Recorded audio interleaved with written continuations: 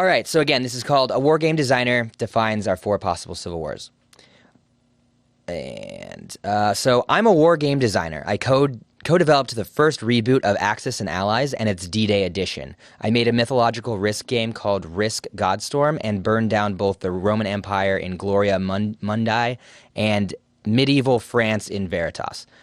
I write about game theory learned from simulating war outcomes. Like many people, I'm stuck on this as the likely outcome of our situation. We're facing a civil war. Up until yesterday, I wasn't thinking a civil war was probable. Then Supreme Court Justice Ruth Bader Ginsburg died. With her likely went the last chance, the 2020 election will end peacefully. She told her granddaughter, quote, "My most fervent wish is that I will not be replaced until a new president is installed," unquote. That ain't gonna happen. Yeah. It seems unlikely that wish will be heeded, though, with everything you hear this year. Though with everything this year, you never know. Republicans now have a 3.5-month window to install an unbreakable 6-3 majority on the Supreme Court. If they do, abortion rights, voting rights, and gay rights, actually just all civil rights in general, are doomed. But it's worse than that because we expect this election to be contested. If they have that majority before then, it doesn't matter who wins the election because a 6-3 court will kitbash some reason to hand Trump a second term. So the Democrats are threatening that filling Ginsburg's seat means they will create 2 to 4 more seats right after they win the Senate. If that happens, they might add D.C. and Puerto Rico as states, or even change the rule apportionment. The rule of apportionment. Not exactly 100% sure what that is. I'll have to look into that. That's right. They might, as my friend Cindy calls it, act ruthlessly. This is the stuff that wars are made of.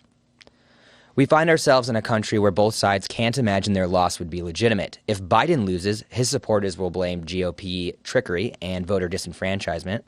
If Trump loses, his supporters will blame voter fraud and riots.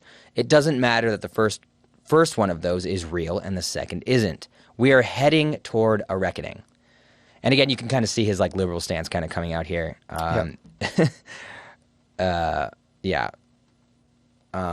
He put a lot of faith in Ruth Bader Ginsburg, and a lot of liberals did. I don't know about what your Facebook looked like when she died, but it was a lot of there it is. Yeah. That's all of our rights. Now we're fascists now. That's about what I saw too. Yeah, and it's maybe, but isn't that kind of sad that one 80-year-old woman was the linchpin for that? I know. If your democracy is being held on to by that is something. The problem is we keep putting our fucking faith into mom and dad government are going to help us. Right. It's no one's coming to both sides. You just can't. You're going to get fucked either way, guys. We got to start finding a way to do this on our own outside of them. Yep. I think everyone should prepare for the fact that Trump's probably going to win and start getting yourself ready for what you're going to do during that time to protect yourself and your family and your life for all these things that are coming because we're about to be in a whole different situation. Yep. And I'm getting ready for that mentally, man. Yep. By drinking a lot. Yep. That's pretty much it. We got to kill off as many brain cells as possible. I got a gun with 8 bullets, man. I'm ready to go. You got 8 bullets? I got 8 bullets. How'd you afford those? I don't know. I would have gotten more. Yeah. That was the guy that I bought it from was like, well, I don't want you to leave here with nothing. You can have some of my stash. And nice. I was like, can you give me more bullets? He goes, No. And I was like, wow. And I've called him 3 times since then. That was 4 months. That was when this all started. And still no bud. Yeah. Still no bud. Dang. Had to go to a redneck.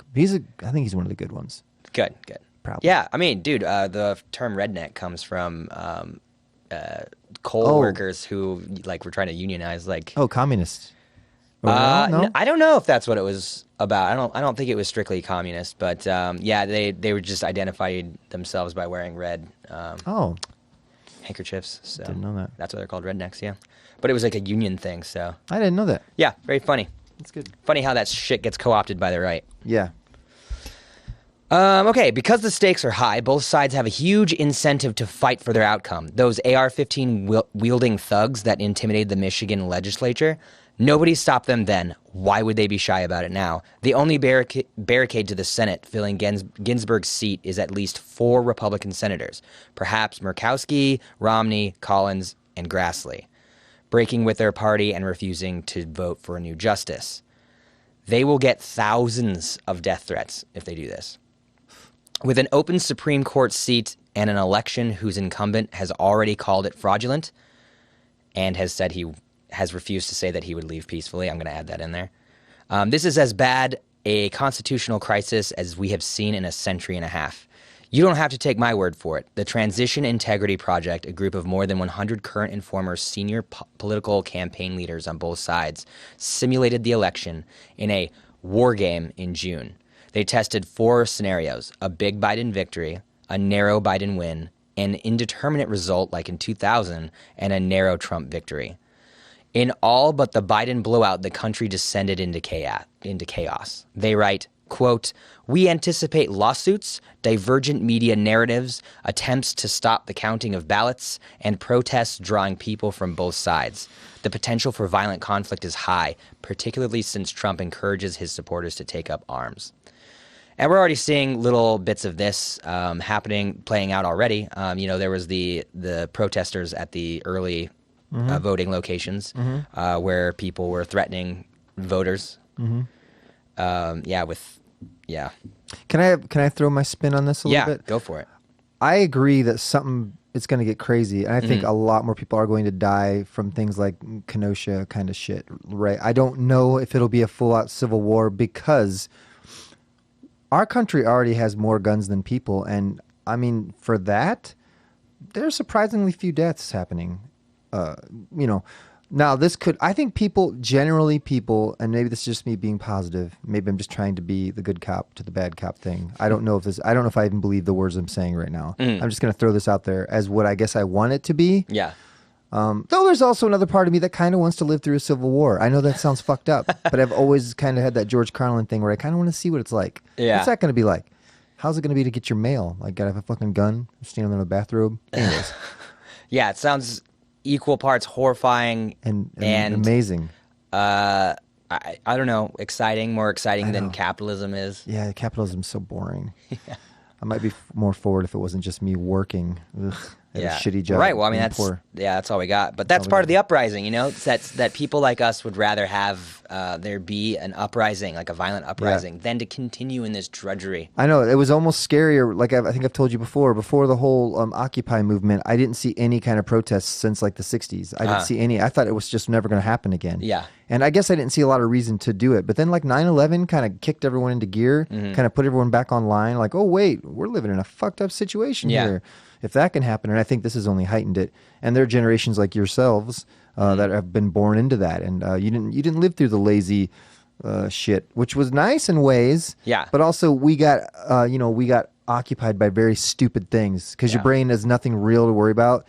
Right. Anyways, but I think that most Trump supporters are cowards. Oh, absolutely. I think that most of them are not even ballsy enough to say they're a Trump supporter because they are embarrassed. They hate the left so much. And some of that is the left's fault. Yeah. Some of that is the way the left, and I don't think it's even most of the left. I think once again we have fringe elements of the left that have maybe focused on things that I would consider pettier than the bigger things, and then it's made us look very whiny or just like, I don't know what it is. To them, it's made us look whiny. I'm not saying we're being that. I'm not saying we don't have a justified reason for any of these things. Right. I just think priorities are maybe out of whack sometimes. Absolutely. Like everyone should be backing climate change, and I don't see much of that on Facebook. Yeah, I don't see anyone freaking out. It because will if we really started to actually give a shit about climate change or Medicare for all, if we actually gave a shit about that, then we wouldn't be backing Biden, and that's the problem. We'd also have to make some major changes, at least with climate change in our own lives. And myself, we're slowly doing that, but it's such a hard turnaround in your brain to be like, what am I going to start composting? What am I going to start fucking growing my own food? It's very hard. And that's only a small part of it, though. And I know think we're a lot of people are afraid of this personal sacrifices they're going to have to make. Yeah. And like we might have to really be thinking more about, recycling the things that we have, using our technology maybe a little bit more sparingly for the greater good. But you also have to remember that there are, 100 companies that are responsible for like 73% of the world's pollution? That's what I was going to say. All they got to do is fly a jet from here to there, and they take I think that melts like a mile of glacier when they do one jet ride. You know, Jesus. fucking. It's like we are such a small part. We're tiny. They're gonna tell you it's us. Yep, actually, that campaign about remember when everybody was obsessed with tracking their carbon footprint? Yeah, or the spoons. That was plastic spoons, plastic and shit. spoons, plastic and straws. Yeah, that campaign, the carbon footprint campaign, was created by BP oil. How that tells you everything that you need to know right there. Well, you know what is scary that I've been hearing lately, and I don't know if this can be tracked, but I've just been hearing it, and it kind of makes sense. A lot of the protests are backed by like other countries trying to interfere with us and cause more chaos within our shit. So it's like I think. How so? What do you mean they're backed by it? I'm not sure, but I mean they've tracked some of the emails that start like the big, because it is weird to me how certain deaths create such a giant outpouring, and then others don't.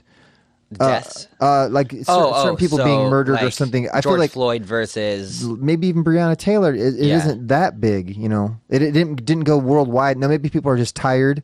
I think a lot of the George Floyd happened because of that, because it was such an obviously gruesome video. Yeah, and everyone agreed. I think even right and left that was horrible to watch. But also everyone was pent up from quarantine. And I think there's a lot of that fury from that coming out because, like, well, sure, everything's timing. Everything's timing. That might have more to do with rather than outside insurgents, like foreign agents. I think less to do with that and more to do with the fact that everybody is sick of this shit. We watched in real time how this country failed so hard, day after day after day, in reaction to COVID. And how we saw capitalism's promises to us that the big corporations would take care of us, and they're benevolent, and they are the reason why we give them, every right that a person has, more so. Yeah. That is because they are our caretakers, and the billionaires will come to our rescue. And they fucking didn't. Yeah, Not only that, they robbed us even further. Yeah, and they're still doing it. Still doing it to this day. And they always will, and they'll never. But here's the thing. I don't trust anything. I don't trust anything anymore. And I see it as like, I think many people, you, me, everyone, I loved the protest to a degree because it felt for a while like this thing. But the way it's been turned against everyone and all this shit, I just don't know what the origins of all these things are. And maybe even not that protest. Maybe it's the ones that are coming, the other. It's just, I've seen some emails and things that I'm just curious about. I'd have to do some research. So you don't have faith in the ability for the average person and people who are frustrated and sick of being abused to like come together and have momentum on their own? I think a lot of that could be organic, but I also think there could be some that are being used against us. To a degree. Sure, yeah, like if we get everyone to riot, then now we can, look at the rioters and the bastards and what they're doing, and now we can jail them. Because look what's happening. You see real-world examples of that. There's a video of cops, I think in Portland, walking down the street, just smashing windows out.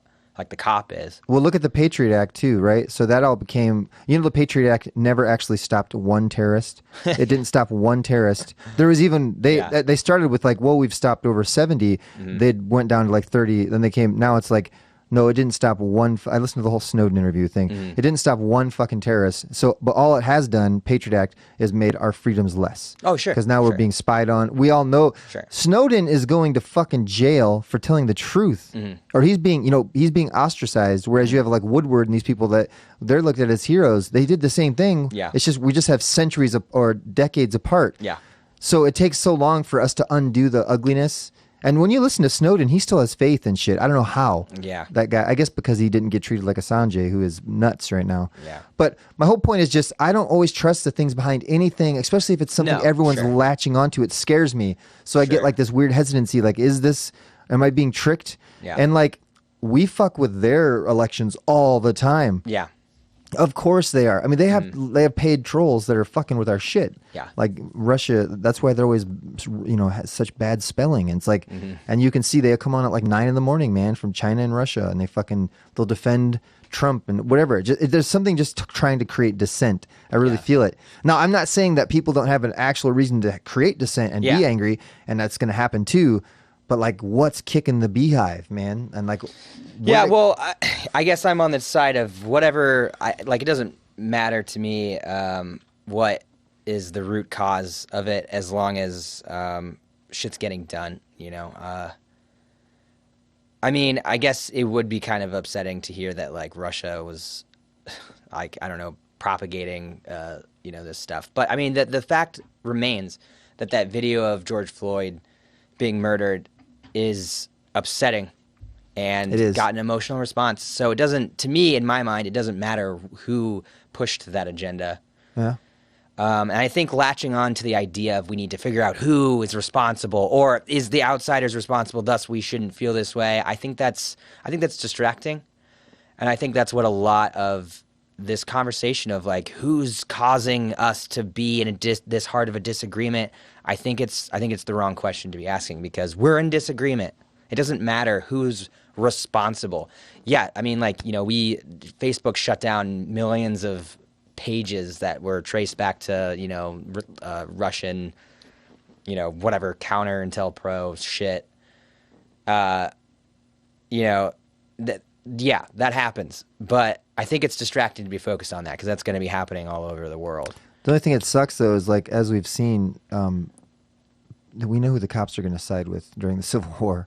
Yes. And that they have all the shit, man. And Yes. that's what sucks. It's like, so fighting them, bringing a knife to a gunfight is not a great tactic if we really want to survive and not just get wiped out like the fucking Buddhists and the Red Chinese.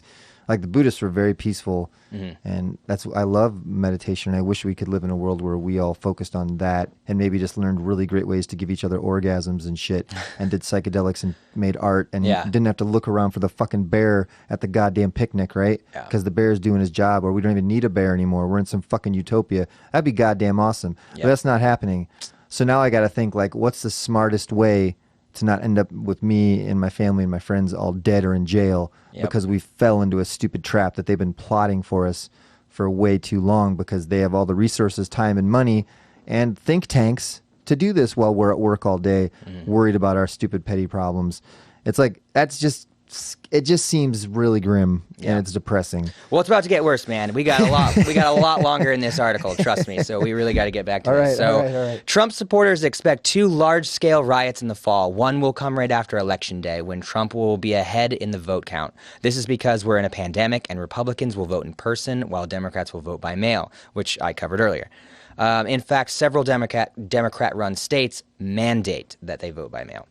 Trump will be ahead on election night if this holds. The second riot will come when the Democrats discover, quote unquote, discover millions of mailed-in ballots, which will give Biden the win, which the Republicans will call fraudulent. This happens all the time. It happened during this last primary. They found a thumb drive that had a shit ton of votes for Bernie on it.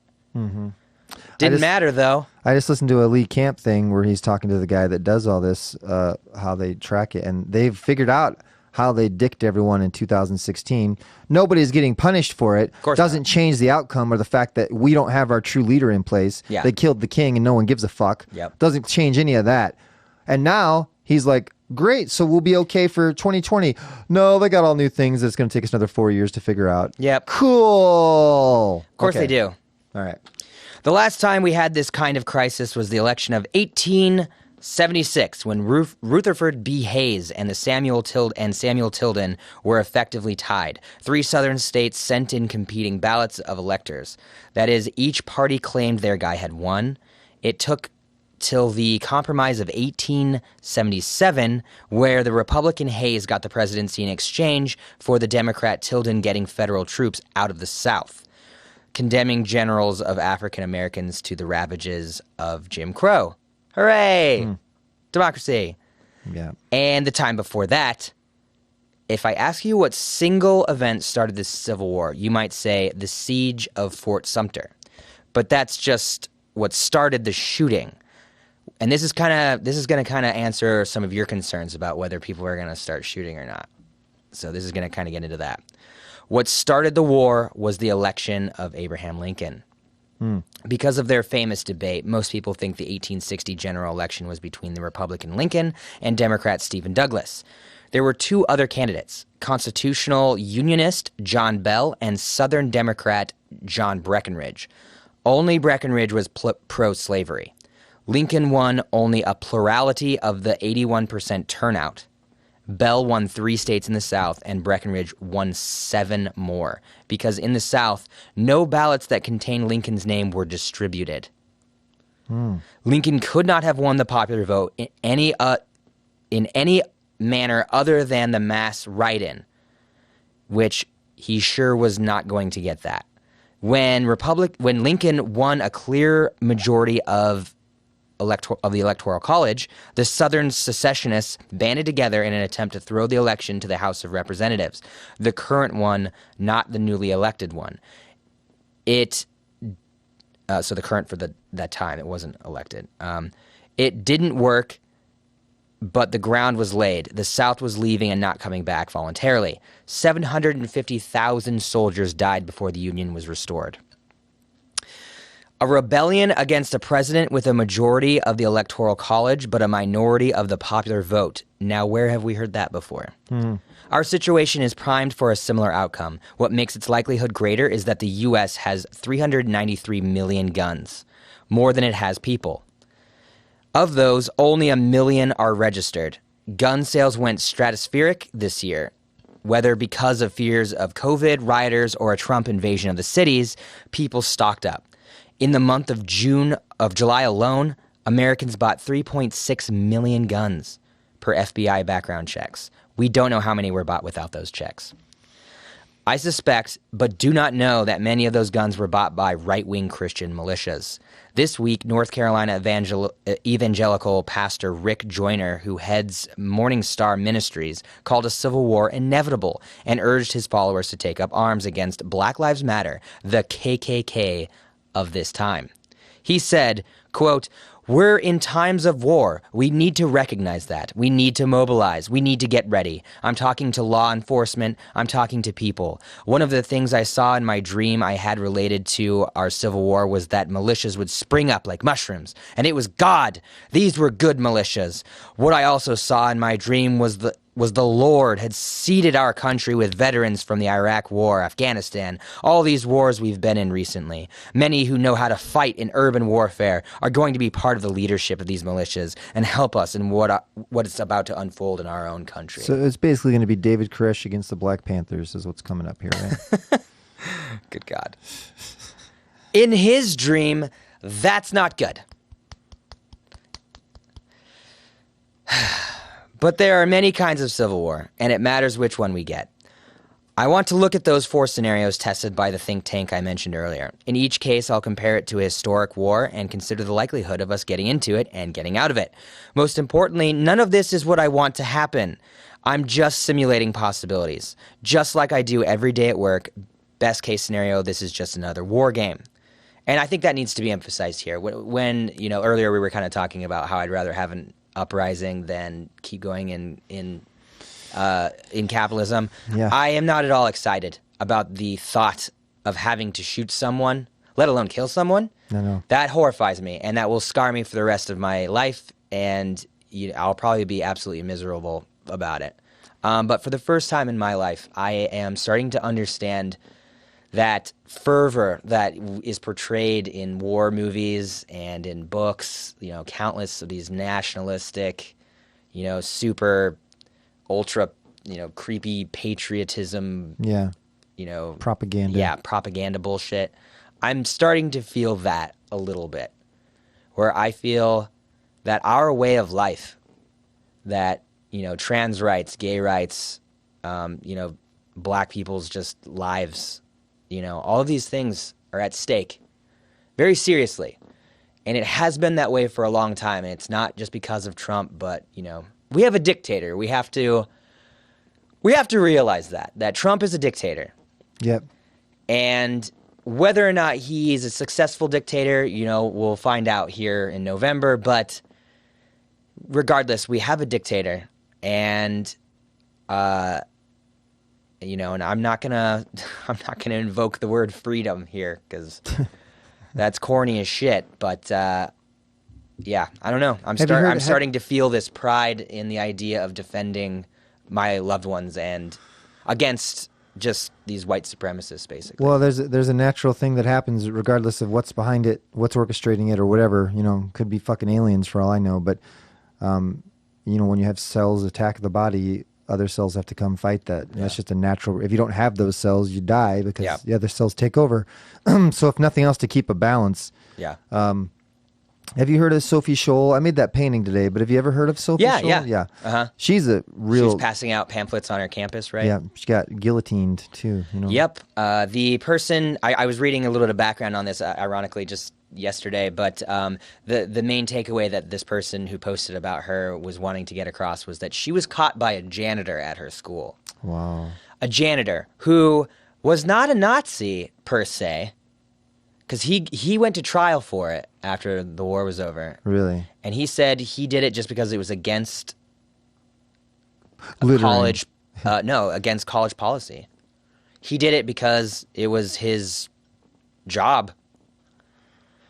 And you can, read about so many trials about, wartime criminals on the Nazis' side. What was it? What was his name? Oh, shit. Alex and I were just talking about him yesterday. Eichmann, I think. Whatever. He was like the guy that decided which camps people were going to, basically, and people hailed him as like, the like he was like the decider. He was like the dealer of death. And they expected a monster on the stand. They expected an inhuman, like, absolute pile of shit. And what they saw was even more horrifying. They saw a mild-mannered dude who was basically just an accountant who was like, this was my job. This is what I was told to do.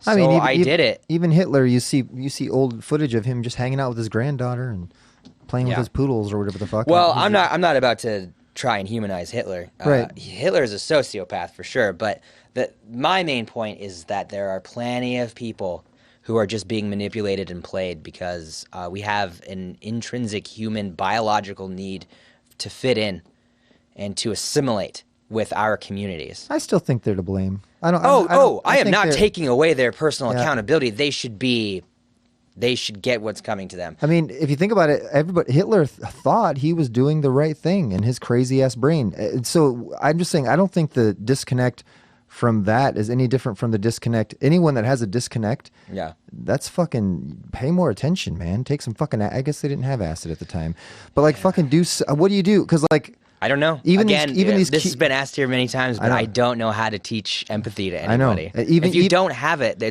there's something wrong with you. These QAnon people love this QAnon thing because they are feeling like it's not only a mystery they're unraveling, like they're part of some magical mystery, but they also have some power back from a system that has fucking betrayed them. Yeah. They feel like, I mean, even though they're dumb as fuck people, I have sympathy for that.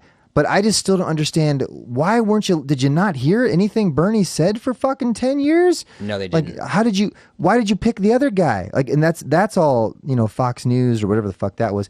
Should we do something kind of lighthearted, like maybe our commercial break here for a minute, just to give it? Sure, before we get into our 4 scenarios? Yeah, the 4 scenarios. Then we'll get into the four agreements of civil war. All right, yeah. So everybody, that we're going to do this ad, this is for the Gravel Institute. I'll let it explain itself. All right. Oops. Why did it jump all the way over there?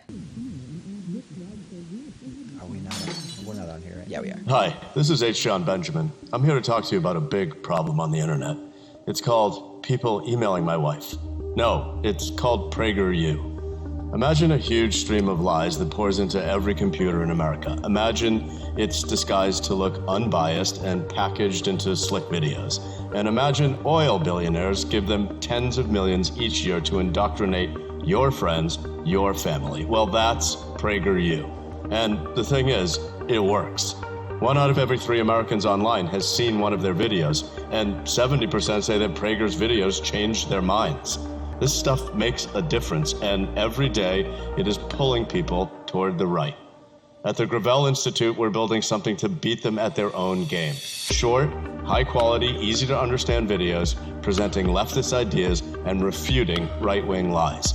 Stuff you can send to your friends, your mothers, your secret lovers, your mother's lovers, your known lovers. Oh, And we've got big-name presenters from Bernie Sanders to Chelsea Manning. Here are a few that we've lined up. Okay, so this won't be easy, and we're going against a Goliath, so we definitely need your help. We want this to be a collaborative organization guided by its members, where we're trying to do something big. So hey, let's do this.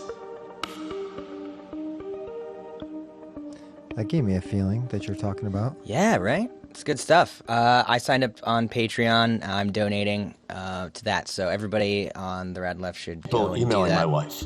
No, it's Why called... is it doing And that? it's John Benjamin. Yeah. Yep. That's That's John good. Benjamin. Good stuff. All right, so we're gonna try to. We're running short on time here, so I'm gonna try to bust through the rest of these real quick. Bust it. Yep. All right, so scenario 1, a Biden blowout. The comparable war is the American Civil War. This was the scenario the Transition Integrity Project wasn't worried about. If Biden wins 400-plus electoral votes, they think Republicans will be so devastated that they'll do some soul searching and come out a different party for it. That's nonsense. Lincoln took office after an electoral blowout, winning 180 of the 303 electoral college votes, which no other candidate getting more than 93. 1 month later, he was evacuating Fort Sumter. In this case, Biden will have the authority to be seated as president. Trump can fight it, but it'll require states decertifying their own electors to give him a fraudulent majority. They might do it out of loyalty to the death cult, but it'll be up to the Supreme Court to decide whether a state that voted for a candidate can have its vote changed by their legislature or governor. I think there will at best be 4 votes for that, because Chief Justice Roberts hates Trump's overreach and Neil Gorsuch is too independent for that. Even if Trump stalls out the electoral deadline of December 14th, the Democrats will have gained a thin majority of delegations in the House too, and they'll put in Joe. In that case, the military will not let Trump stay after January 20th. It's not clear whether he'll have to leave in a helicopter or in handcuffs or in a body bag. Point is, he'll leave. The crushing of the Republican Party will lead to a breakaway movement. Whether it's as clean as voting for secession isn't clear. The battle here won't be between the states, but likely inside multiple states. Biden will attempt a compromise similar to the compromise of 1877. Might work. He's that good. Is he, though? Yeah, let's have them. Let's let them have Texas and all that stuff. Let them have it. I'm really serious. I don't let them have their own rules, their own fucking. Yeah, what about Austin, though? Exactly. Well, you got to break a few omelets or eggs or whatever the fuck. It's going to be underwater soon anyways. No, maybe yeah. not. Maybe not. So he said that Biden is that good, which I disagree with. But anyway. Yeah. If it doesn't, he should get ready to put down a rebellion. Biden will have the military, which has rebelled against Trump's use of force for show. There's a huge difference between winning a war when you have all the tanks and winning a war when your opponent has all the tanks. You'd much rather have the tanks. Not scared yet? Change tanks to nukes. The government's opponents in this case are right-wing militias and some radicalized police forces.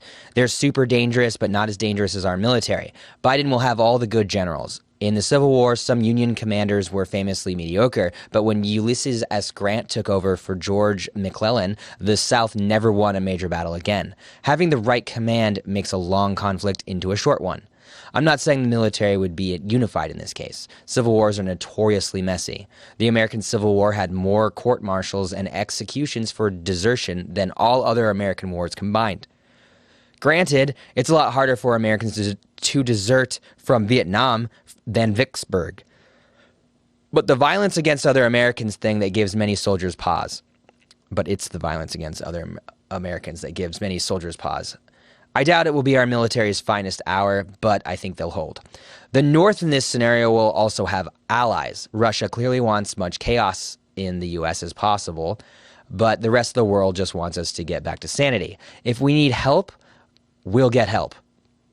Let me quickly stop you. I know we're going to get to this quick, but I just think it's funny. We keep comparing to the Civil War, and it's weird to me the differences. Like the Civil War, we were fighting over the ownership of human beings, and now, like, what is it? They just don't want to have to say someone's pronoun. Is that what? What are we fighting? What are they fighting? Like, what are they? What is the fight for? What do they want that they don't already have? They're fucking white people. White supremacy. So they just want to. Their they want to whiteness. own people again. Yes, they still want to continue to own people because they still do. Though they're owned. Right. And they don't know it. Yeah. Fucking dumb. Yep. Right. This should be a class war, not a race war. But, Oy. you know, we're not smart enough for that. We're not evolved enough for that. No.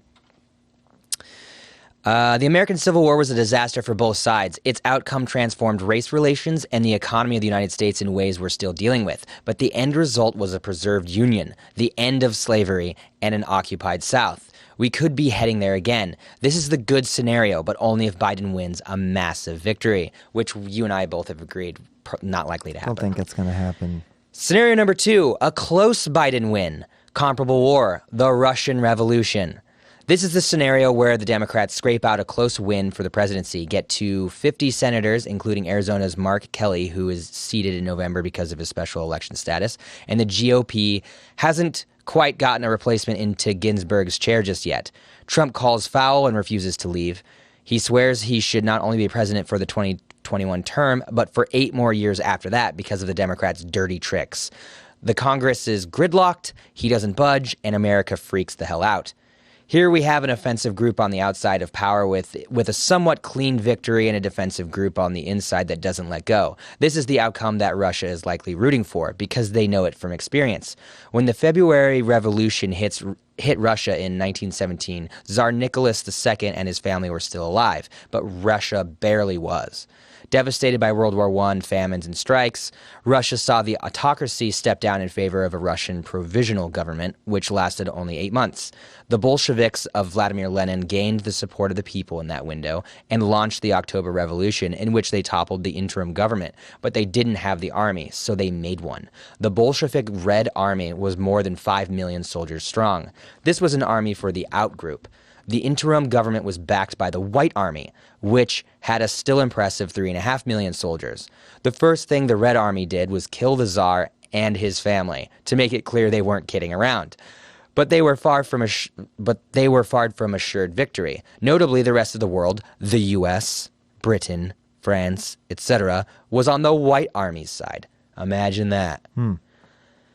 Supply from these nations made a short civil war into a long one. In 1923, the Red Army won and became the largest standing army on Earth. In our case, we would have a popular candidate with a moral imperative to insist upon his rightful win. Of course, Biden could be against the source of compromise. It's in his DNA, for good or ill. He could be... Did I say he could be... Okay, I'm sorry, I misread that. I'm misreading sentences left and right here. I apologize, everyone. Okay, so of course, Biden could again be the source of compromise. It's in his DNA, for good or ill. For ill, a trade of the White House for a law fixing the Supreme Court size at 9 justices might do it. A communications director for a Republican senator told Yahoo News, quote, "I think a 6-3 court is worth the White House and Senate. The pro-life community has been waiting on this forever. There has to be a vote."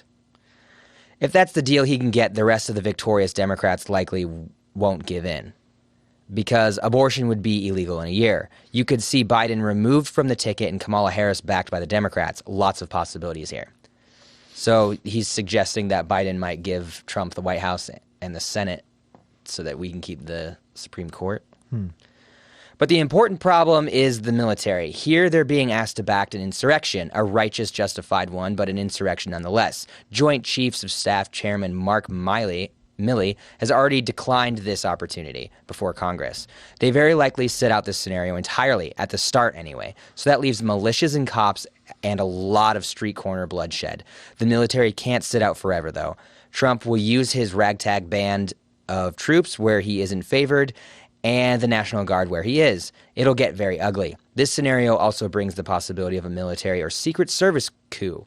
Since we've never had one here, Al Haig doesn't count, it's hard to know what this looks like. It'll probably start with the Joint Chiefs of Staff suggesting the president leave office. If he says no, I have trouble imagining a senior officer drawing a gun on the president.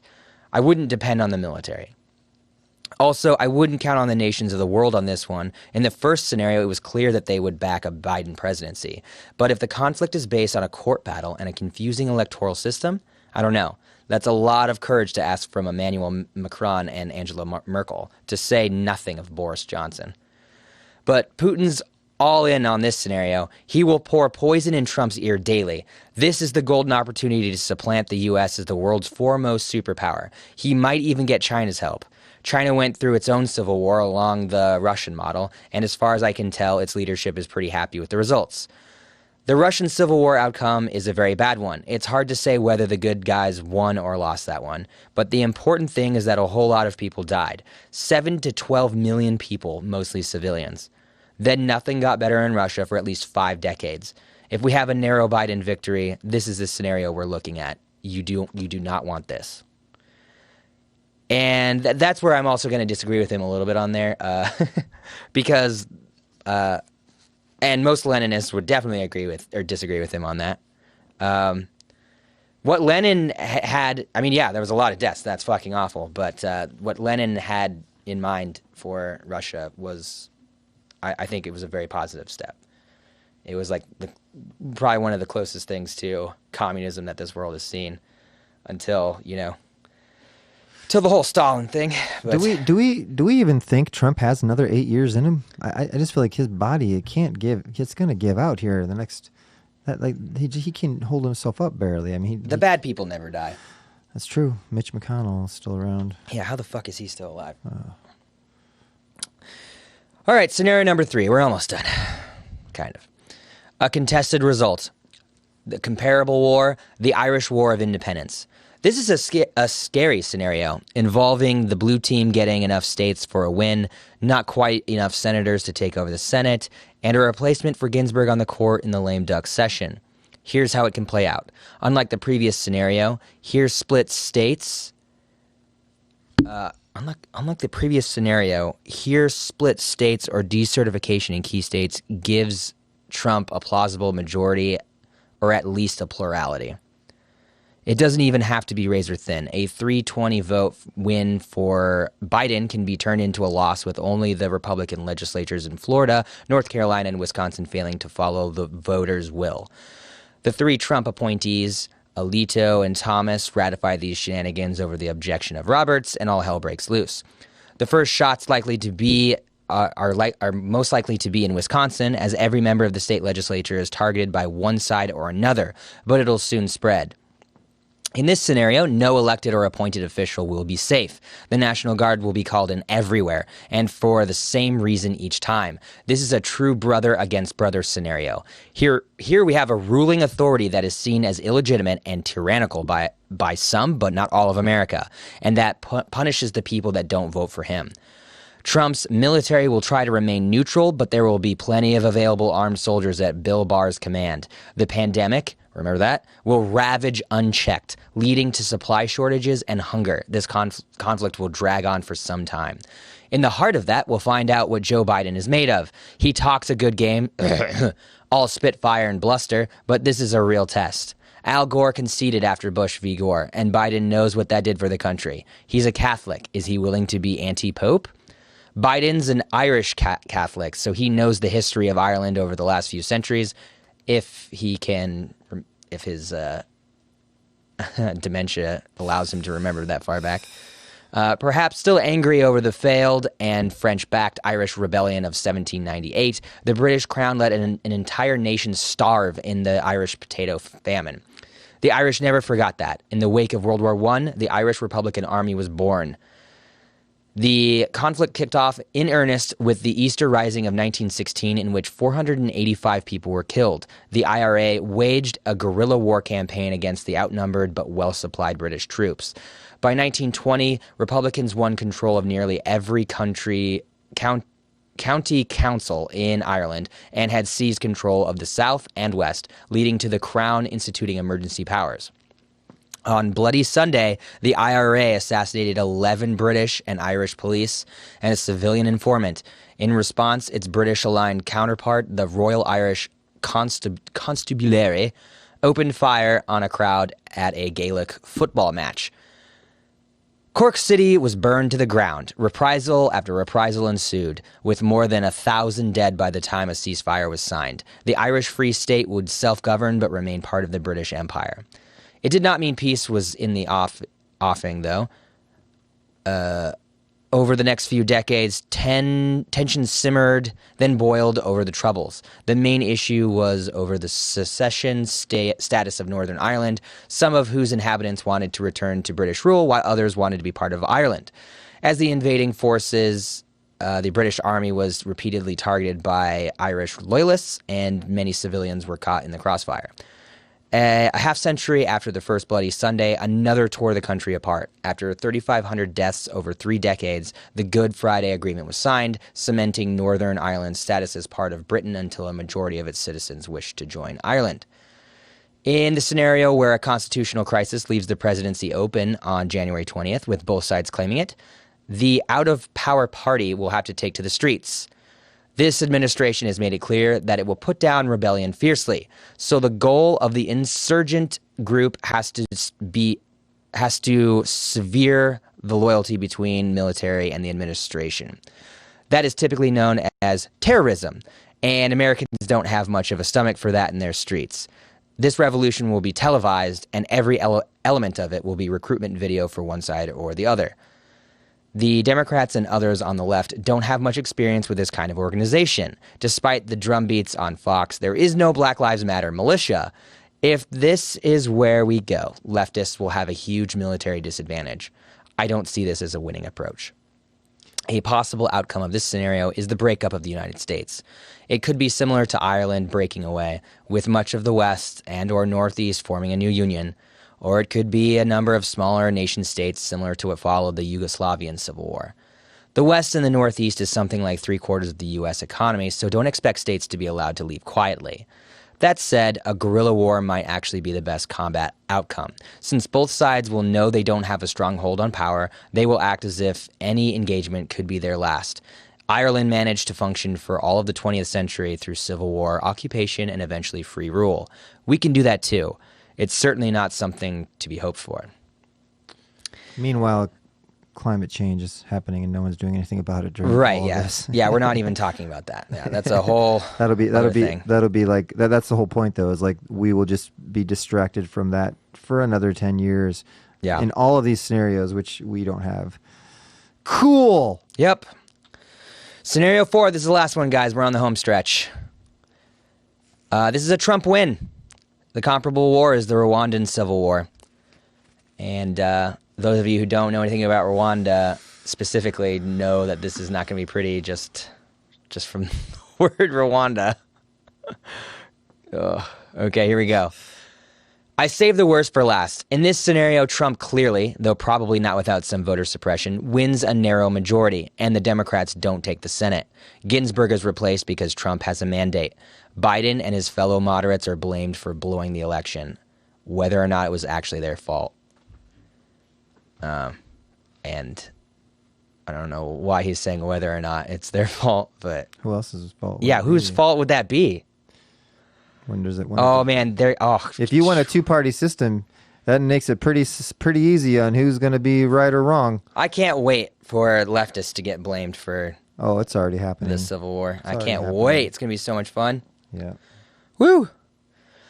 This is the opposite scenario of the Biden blowout. The Democrats collapse and progressives become really, really angry. This guy really doesn't understand leftists. Not really. Those who voted green or stayed home are called out and threatened. The Sanders wing leaves the party for good. Again, I guess? Yeah. Normal political stuff. If that's all that would happen in this scenario, we could live with it. That's not going to happen. Republicans won't be content with a win. They will burn every civil right they can find. Trump's Hitler Youth-like patriotic education plan will become a reality. Gun control will become a remnant of history. A disillusioned left will become exactly what Fox News wants them to be, violent. The president will be thrilled to meet fire with an inferno. The defining feature of life in the 21st century America is tribalism. That's a belief that the other side is basically a completely different species. Nations overcome tribalism by finding common causes, often common enemies. We've been given a perfect opportunity in 2020, but the coronavirus has not brought us together against a common enemy. Instead, it has highlighted that one side is a gun-toting, mask-avoiding moron, and the other side is a fake news-loving, freedom-squashing libtard. What we do not have is a belief that everyone on the other side is worth saving. That is the recipe for the worst kind of disaster. A full tyrant Trump encouraging violence upon his enemies will be followed by violence upon his enemies. It will only take one clash to put us where Rwanda was on October 1st, 1990. Prior to the 1960s, the Tutsi ethnic group Belgian-backed monarchy ruled over the Hutu majority as well as the Twa minority. I'm probably mispronouncing all this, and I apologize, everyone. In the Rwandan Revolution of 1959 to 1961, the monarchy was overthrown in favor of a Hutu-run republic. Many Tutsi fled to neighboring countries. They formed armed insurgent groups, which the Hutu government called Inyenzi, or cockroaches. These units sought chances for guerrilla combat, even once approaching the capital of Kigali. The Hutu regime ruthlessly put them down, killing thousands. In 1990, after a couple decades of occasional clashes, the Tutsi unit invaded northeast Rwanda, breaching 60 kilometers into the country. A month of clashes followed, and then a couple years of light guerrilla war. With the Arusha Accords of 1993, a truce had been reached, but it was only a cover. Members of the Hutu regime planned a Hitler-like final solution to its Tutsi problem. On April 6, 1994, the assassination of Rwandan President Juvenal Habyarimana, oh man, I butchered that, and Burundian President Cyprien Ntaryamira, both Hutu, broke the flood doors wide. Within 100 days, 1 million people died in violence directed by the Hutu against the Tutsi and moderates in their own group. Even so, the Tutsi won and seized control of the nation, which remains one of the most repressive regimes in Africa. This is what happens when one side sees the others as cockroaches. I have met many people, different ones to be sure, who've pointed to the positive outcomes of the American Civil War, the Russian Revolution, and the Irish War of Independence. I have never met anyone who believes anything positive occurred in Rwanda in the first half of the 1990s. But that's what we have to look forward to if it's a re-elected Trump administration, if it becomes warlike. There's no guarantee that will occur. It's possible that the left will accept defeat in the wake of Georgia's voter roll purging, the Ukraine scandal, the demolition of the Postal Service, and Russian attempts to meddle yet again. If you believe that, you're not reading my Twitter feed. But if a Rwanda-style war does break out, expect complete military compliance with the re-elected Trump government. There will be no crisis of conscience from Joint Chiefs or staff because they will be a different Joint Chief of Staffs. Chiefs of Staff, my goodness. One with fewer compunctions. I don't know that word. One with fewer compunctions about killing Americans. This guy writes kind of weird, so I apologize. I'm having kind of a hard time. It's like reading somebody else's stuff is a lot harder than reading your own. Yep. But we're almost done, I promise. Those are 4 plausible scenarios of civil war after this election. All wars are different, so we could see any number of variations on these themes. It could be clear that if you are facing one of these options, what you want is the clearest moral authority, the widest acceptance by your military, and the broadest coalition of international powers on your side. You want the tanks in the hands of the person who wants peace. Oh, one more detail. In 3 of the 4 wars I laid out, the leader of the country was assassinated. The fighting continued despite the regime change. Trump is not the only warrior here. He's especially not the best warrior. If he isn't there, someone else will take his place. Biden is not the only peacenik here either, which I wouldn't call him that. That's me. James is saying that. Plenty of people on both sides don't want a civil war, but we should be thinking about it. If violence is inevitable, we should know what types of violence we might get, and vote for the one where the responsible people have the firepower. When you vote as if a civil war is coming, and you are deciding who you want to have the nuclear weapons. Personally, I would not want that to be Trump. The doomsday clock is set at 45 days to midnight. And that was from the writing of the article, so we're even closer to that. Yeah, I think preparation is as much mental as it is, physical. Absolutely. I think mentally I'm preparing myself for Trump winning, and I'm not going to do a fucking thing about it. Because we've been warning people for goddamn years now what's going to happen if you have a fucking shitty moderate candidate, and it's all playing out. Yep. And they can blame us all they want, but we told them. Yep. Anyways. They fucked around, and now they're going to find out. Yeah. Should have voted Bernie, guys. And I know a lot of you were like, I did. He didn't have the... No. You fell for the propaganda. You didn't push hard enough. This is why I drink. So that's what I'm going to go home and do right now, because there's nothing I can do about it. And the last thing I'm going to do is fall into some goddamn bear trap of a goddamn civil war because someone's pushing me into it, so then they can put me and my whole family and all my friends in jail. That's just my point of view, James. You may have a different point of view on that. But I'm probably going to chill the fuck out, get very zen-like, and just fucking wait for this to all pass over at the Winchester. Yes. We're going to meet at the Winchester. Yeah, I don't know. Very pussy. That's a very pussy tactic, by the way. I'm admitting to it. It's a very not manly, cool, but I'm just being honest. Yeah. I don't... What the fuck are we going to do? Yeah. I mean, maybe we'll get caught up in the fervor and I'll shoot a few people, but... I mean, here's how it goes for me. If a right-wing militia or the police come into my neighborhood and start shooting my neighbors... Well, yeah, there's that then. That's different. Different. I'm going to have... Yeah. I'm going to be shooting back, and I'll probably get killed because we're going to be outgunned and outmanned. I got 8 bullets, so... Yeah, you got 8 bullets, so you can take down at least 8 Nazis. And I've never been down... Well, I will... Or at most 8 Nazis. I'll be lucky if I get 1. Right. You know how they say... You don't shoot as good as in the movies as they do in the real... No, it's very hard. It's very hard. I have awful aim. I can kind of compensate for it because I'm always shooting down to the left, so I can kind of compensate for it, but I don't think you're supposed to do that. I think you're just supposed to get better. I don't like how much all that rang very true to what I felt. I could almost was like, I felt like a memory you were telling me, like, oh my God, I almost remember how, because the Kenosha, like, it's going to be one of those days you're going to wake up on Facebook and you're going to see the revolution, the Civil War started somewhere. Yep. It's like 30 killed in mass fucking blah, blah, blah, blah. Yep. And then that'll spill over into then now this city. Oh, look at this city. And then, oh, it's happening in downtown Columbus, just like the fucking riots, protests, whatever the fuck you want to call them.